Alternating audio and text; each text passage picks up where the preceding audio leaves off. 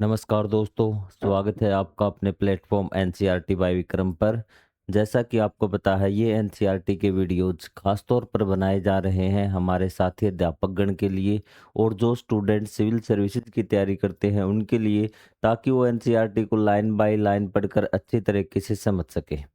तो दोस्तों, हम पढ़ रहे थे चैप्टर नंबर 3 और बिल्कुल लाइन टू लाइन आपको मैं एक एक सवाल, जो एक एक स्टेटमेंट दी गई है, वो मैं समझाते हुए आ रहा हूँ।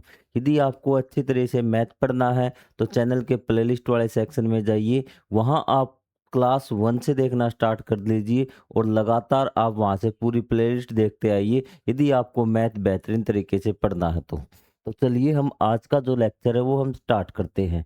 तो कल हमने माप लेने सीखे थे कि यदि आपको दशांश में कोई चीज़ मापनी, मेजर करनी है, तो आप किस प्रकार से उसको दशांश में या फिर शतांश में या फिर पूर्ण इकाई में माप सकते हैं। तो माप लेना आप सभी बच्चों को आ गया। अब है हमें जोड़ करना। ठीक है? तो जोड़ करने के लिए आपको क्या करना है कि सबसे पहले तो जो संख्याएँ आपको दी गई है, उसको सबसे छोटी इकाई में कन्वर्ट करना है। मैं आपको एक सिंपल तरीका बता रहा हूँ जोड़ करने का, आप कंफ्यूज नहीं होंगे। तो इसके लिए आपको क्या करना है, जैसे इसमें देखेंगे ये एक पूर्ण इकाई है, ये आपका दशांश है, ये आपका शतांश है। तो सबसे पहले क्या कर लीजिए, सभी के सभी को आप शतांश में कन्वर्ट कर लीजिए। क्या कर लीजिए, शतांश में आप कन्वर्ट कर लीजिए और फिर जोड़ दीजिए और फिर दोबारा उसको लिख दीजिए। मैं आपको सिखाऊंगा, सबसे आसान तरीका यही है। पहले हम देख लेते हैं कि आपके टीचर ने या फिर आपके मैथ ने किस प्रकार से आपको सिखाया हुआ है। तो आपको ये इकाइयाँ दिख रही होंगी, ये संख्याएँ आपको जो जोड़नी। थोड़ा-सा और मैं ज़ूम कर देता हूँ ताकि आपको अच्छी तरह से दिख जाए और मैं आपको समझा सकूँ कि इसमें आपको क्या दिया हुआ है अभी, ठीक है? तो सबसे पहले आपको संख्या दी गई है कि 15 पूर्ण इकाई है, 3 दशांश है और 4 शतांश है और ये इन दोनों संख्याओं को आपको क्या करना है, जोड़ना है। तो इसने पहली विधि क्या दी हुई है, यदि आपको 2-3 तरीके मैं आपको सिखाऊँगा, वो आपको समझने हैं। यदि आपको जो तरीका आपको बेस्ट लगे उस तरीके से आप कर सकते हैं। पहला तरीका है कि आप इसका पूर्ण इकाई को पूर्ण इकाई के साथ जोड़िए, आप दशांश को दशांश के साथ जोड़िए और शतांश को आप शतांश के साथ जोड़िए। पहला तरीका। तो पहली विधि में हमने यही किया है, आप यहाँ पर देख सकते हैं भी। तो हमने इकाई 15 थी और इकाई कितनी थी, 2। तो यहाँ पे हमने 15 और 2 को जोड़ दिया पूर्ण इकाई को। आप कहेंगे सर कोई दिक्कत नहीं हम। फिर जोड़ है तो हमेशा प्लस के निशान ही आएँगे। फिर 3/10 और 6/10 ये हमारे क्या थे, दशांश थे। क्या थे हमारे, दशांश थे। आपको आ गई बात समझ में? ठीक है, कोई दिक्कत नहीं है। और फिर हमने क्या कर दिया, शतांश को जोड़ दिया, 4 शतांश और 8 शतांश। कोई आपको इसमें प्रॉब्लम नहीं होनी चाहिए सर। पहले पूर्ण इकाई हमने जोड़ दी, फिर दशांश के साथ दशांश जोड़ दिया और फिर शतांश के साथ शतांश जोड़ दिया। तो आप क्या आया कि आपकी 17 तो पूर्ण इकाई आ गई भी। क्या आ गई, 17 तो पूर्ण इकाई आ गई और 9 आपका दशांश आ गया, क्योंकि 6 और 3 मिलके कितने हो गए, 9 दशांश हो गए और 8 और 4 12 शतांश हो गए। अब यहाँ से आपको थोड़ा-सा समझना पड़ेगा कि सर यहाँ तक तो समझ में आ गया। अब आगे की जो आपकी गतिविधि हुई है, वो क्या हुई है, किस प्रकार से आपका फाइनल आंसर आया। आप यहाँ तक पहुँच गए भी कि आपके पास क्या है कि 17 तो पूर्ण इकाई आ गई, प्लस में 9 आपके क्या आ गए, दशांश आ गए और प्लस में आपके 12 क्या आ गए, शतांश आ गए। यही है। तो मैंने आपको एक बात बताई थी, यदि यहाँ 9 से ज़्यादा हैं, यदि यहाँ शतांश आपके 9 से ज़्यादा हैं या फिर दशांश आपके 9 से ज़्यादा हैं, तो आप उसको क्या है कि यहाँ आपका सिर्फ एक ही अंक मिलना चाहिए भी, या फिर ये मिलने जीरो भी आपका हो सकता है, लेकिन यहाँ पे आपका ये उत्तर आपका ठीक है। लेकिन जब हम बिल्कुल सही तरीके से इसको करते हैं, आप कहेंगे सर ये कैसे आया, 18 इकाई और 2 शतांश, ये मैं आपको सिखा रहा हूँ कि यहाँ से मैंने आपको बताया था कि ये अगर इकाई दहाई के अंक में है, मतलब 10 से ज़्यादा, 10 या 10 से ज़्यादा है, तो इसको हम क्या बनाएँगे, दशांश में, क्योंकि आपका सबसे छोटा होता है शतांश। सीरियल वाइज़ आपको चलना है अभी। शतांश के बाद क्या आएगा, दशांश आपके पास है और दशांश के बाद आपकी पूर्ण इकाई है। यहाँ तक तो आपको कोई डाउट नहीं है। अब 12/100 है, तो दशांश कितना बचेगा, सॉरी शतांश 2 बचेगा, इकाई का अंक 2/100 आपका हो गया। यहाँ पर कोई डाउट आपको? कोई डाउट नहीं। सर एक क्या है फिर? ये मैंने कहा था एक होता है, इससे अगला ये क्या होगा? दहाई का अंक क्या होगा आपका? दशांश। क्या होगा? दहाई का अंक क्या होगा? दशांश। इकाई का अंक आपका शतांश है, दहाई का अंक आपका दशांश है। तो ये एक दशांश है, इसमें जाके ऐड होगा तो यहाँ दशांश कितने हो जाएंगे? 10। दशांश कितने हो गए यहाँ पर? 10। ये बात आपको समझ में आई कि दशांश कितने हो गए? 10, क्योंकि एक दशांश ये वाला इसमें आके ऐड हो जाएगा 10। फिर दशांश में सेम वही लॉजिक आपको लगाना है कि जो इकाई का अंक है वो तो आपका क्या होगा? दशांश होगा, और जो आगे वाला वो आपकी एक पूर्ण इकाई है, दहाई का अंक जो होगा वो आपकी पूर्ण इकाई होगा। तो यहाँ पे एक इसमें जाके ऐड हो जाएगा 8, क्योंकि दशांश तो क्या हो गया आपके? 0, और ये एक इसमें पूर्ण इकाई इसमें आके ऐड होगा 17 में, तो ये आपका आ जाएगा 18। 18 इकाई 2 शतांश आपका आंसर आ जाएगा। कन्वर्ट करना आपको आता है कि यहाँ से अगर वैसे भी समझ में ना आए ना तो देखना भी 10 शतांश में क्या बनता आपका? एक दशांश बनता, तो 10 इसमें से निकाल दिए, एक इसमें ऐड कर दिया। लेकिन मैंने आपको आसान तरीका बता दिया कि इकाई का अंक आपका शतांश रहेगा, दहाई का अंक आपका दशांश रहेगा। जब आप दशांश में आ जाएंगे तो इकाई का अंक आपका दशांश रहेगा और दहाई का अंक आपका क्या रहेगा? इकाई रहेगा कि कितनी इकाई है। आपको आगे बात समझ में? कोई आपको डाउट नहीं? अब आगे आ जाइए। ये विधि आपको समझ में आ गई। दूसरी विधि में इसने क्या किया है? तो सेम वही तरीका अपनाया है भी। क्या है? सेम वही तरीका अपनाया है कि इस प्रकार से इकाई के नीचे इकाई लिख लिया, दशांश के नीचे दशांश लिख लिया, शतांश के नीचे शतांश लिख लिया, ये आपका जोड़ दिया। आपको दिख रहा होगा। आप कहेंगे सर यहाँ तक हमें आ गया, यहाँ तक भी। अब देखिए 12 शतांश है ना, तो इकाई का अंक सिर्फ क्या है आपका? शतांश रहेगा 2/100। दहाई का अंक क्या हो जाएगा आपका? दशांश होगा भी, या फिर इस इकाई के बाद जितने बच गए शतांश में वो आपके क्या होंगे? दशांश होंगे। तो एक बच गया, एक इसमें ऐड हो जाएगा, कितना हो जाएगा? 10 दशांश हो गया। दशांश में भी आपको बताया था इकाई का अंक तो क्या होगा आपका? दशांश होगा। इकाई का अंक 0 है तो मतलब 0 दशांश है, उसके बाद जो बच गई वो सब पूर्ण इकाई है। एक बच गया ना, तो एक पूर्ण इकाई में जाके ऐड हो जाएगा। 18 आपका क्या हो जाएगा? पूर्ण इकाई, और 2 आपका शतांश। इसका आंसर आ जाएगा। क्लियर है बात?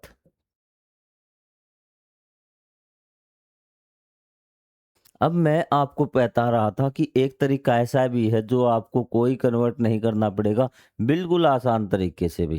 ठीक है, तो चलिए भी मैं आपको बताता हूँ कि आसान तरीका, जिसको ये तरीके समझ में नहीं आए ना तो वो क्या करते। सबसे पहले इसमें छोटी इकाई क्या है आपकी? शतांश है। तो आप क्या कर लीजिए? शतांश बना लीजिए भी। कितने बना लीजिए? शतांश। तो आपके एक इकाई में कितने होते हैं? आप कहेंगे सर एक इकाई में 100, तो 15, तो 15 इकाई में कितने होंगे?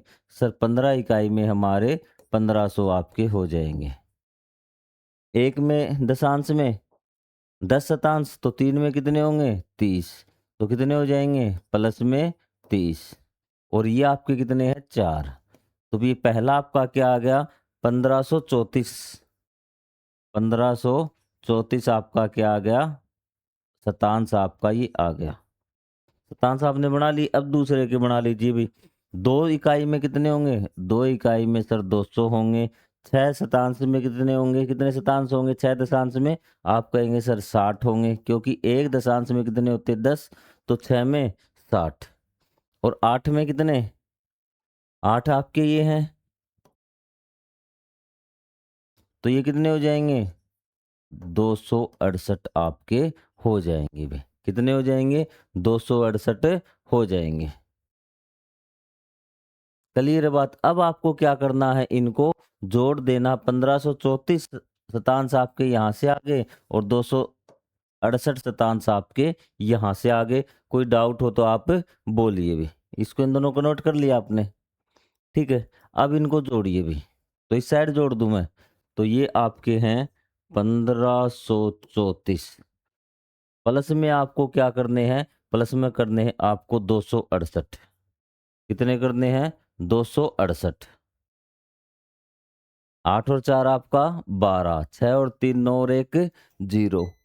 आपको आ रही बात समझ में? 5 और 2 7 और 1 8 और 1, ये आ गए आपके 1802 शतांश आ गए। मैंने आपको बताया था शतांश में इकाई का अंक तो शतांश होता है, दहाई का अंक आपका दशांश होता है। ठीक है, शतांश की बात कर रहा हूँ मैं, और बाकी बच गई आपकी पूर्ण इकाई। ये देखिए कि आपका 2 तो क्या आ गया आपका शतांश आ गया। दशांश कितना है आपका 0, और दशांश के आगे फिर आपकी क्या पूर्ण इकाई, ये आपका इस प्रकार से आ जाएगा। कोई डाउट है तो आप बोलिए भी, ऐसे भी आप करके निकाल सकते हैं। अभी यहाँ आ जाइए, आपको आगे क्या पूछा है अभी? क्या ये दोनों विधियां भिन्न भिन्न है? दोनों विधियां अलग अलग नहीं है, दोनों विधियां ही क्या थी, ये सेम है। दोनों में ही क्या हमने दशांश को, आपका शतांश को और पूर्ण इकाई को जोड़ा है।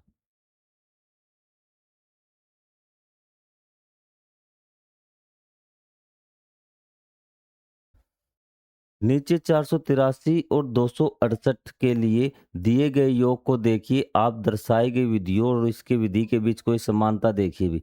तो वहां हमने क्या किया था कि ये आपके दोनों के लिए जोड़ आपका दिया गया है अभी, ठीक है। तो वहां हमने क्या किया था, दशांश को अलग जोड़ा था, आपका शतांश को अलग जोड़ा था, पूर्ण इकाई को अलग जोड़ा था। उसी प्रकार हमने क्या किया है कि इसमें सैकड़ा अलग निकाल लिया, दहाई अलग निकाल ली, इकाई अलग निकाल ली। इस संख्या में सैकड़ा अलग निकाल लिया, दहाई अलग और इकाई अलग, तो दोनों को आपने सैकड़े सैकड़े को जोड़ दिया, इकाई दहाई दहाई को जोड़ दिया और इकाई इकाई को जोड़ दिया, और फिर तीनों को क्या कर दिया, इकट्ठा कर दिया। तो इसी प्रकार ये दोनों विधियां क्या है, आपको जोड़ा गया है। आपको आगे बात समझ में? ये कहता है कि इनको आपको शतांशों में परिवर्तित करके जोड़ना है, जैसा कि दिखाया गया है। तो शतांशों में आपको परिवर्तित करके मैंने आपको दिखा दिया कि किस प्रकार से आपको जोड़ना, जो मैंने तीसरी विधि आपको दिखाई थी, ठीक है। कोई भी व्यक्ति इनको शतांशों में परिवर्तित करके योगफल ज्ञात कर सकता है, जैसे कि नीचे दिखाया गया है। तो सबसे पहले आपका देखिए कि 15 सही 2 बटे ये था आपका, 15 और 2 क्या होगी आपकी इकाई हो गई। ये आपका 34 शतांश हो गया और 68 आपका शतांश हो गया। आप कहेंगे सर इन्होंने ये किस प्रकार से कर दिया, अभी मैं आपको बताता हूँ। इन्होंने पूर्ण इकाई को पूर्ण इकाई रहने दिया और बाकी इसको सबको क्या बना दिया, शतांश बना दिया। कैसे?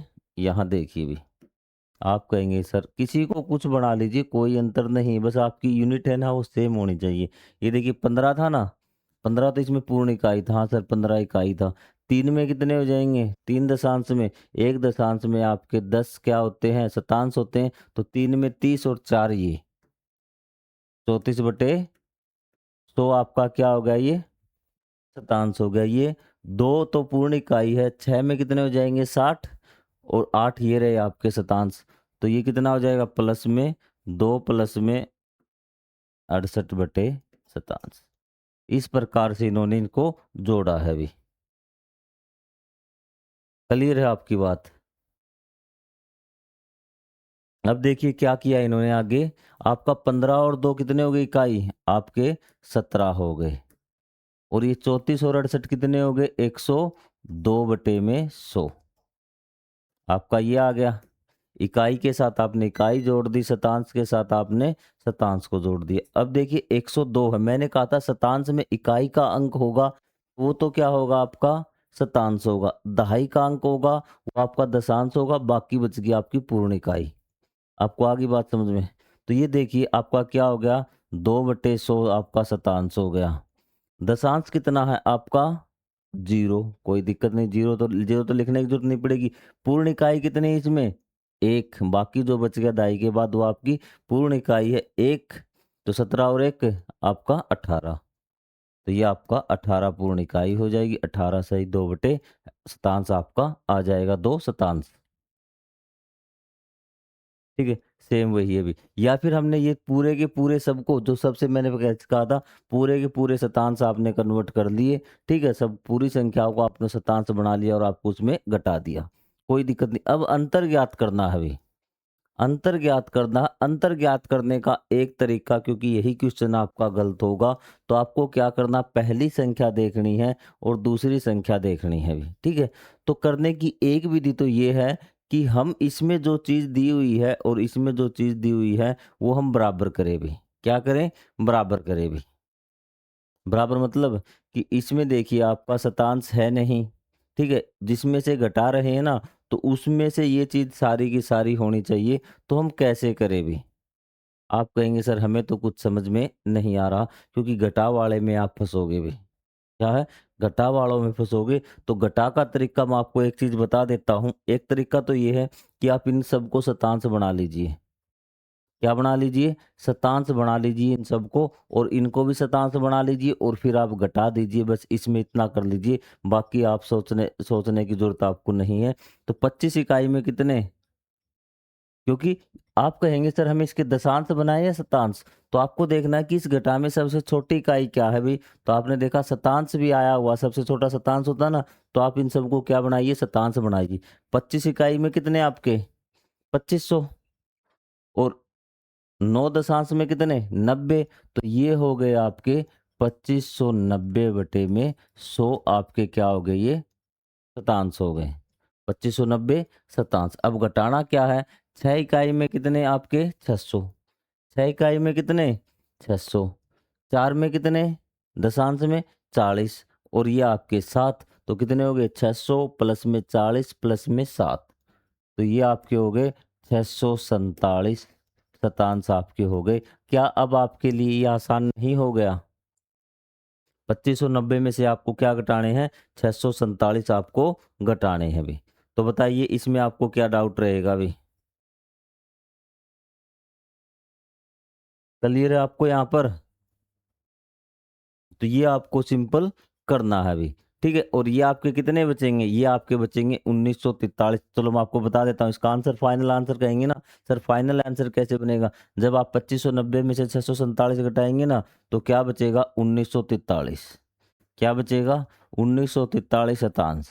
अब आप कहेंगे सर ये हमारा आंसर आ गया, हमें पूर्ण इकाई में कैसे लिखेंगे? अगर शतांश है तो शतांश में जो इकाई का अंक होगा वो आपका शतांश होगा। जब हम उसको खोल के लिखेंगे ना, ये आपका 3 शतांश। दहाई का अंक होगा वो आपका दशांश होगा। तो ये आपका हो गया 4/10 दशांश आपका हो गया। और ये बाकी जो बच गया ये आपकी फिर पूर्ण इकाई है 19।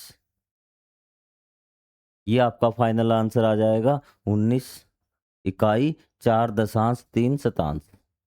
आपको आगे बात समझ में?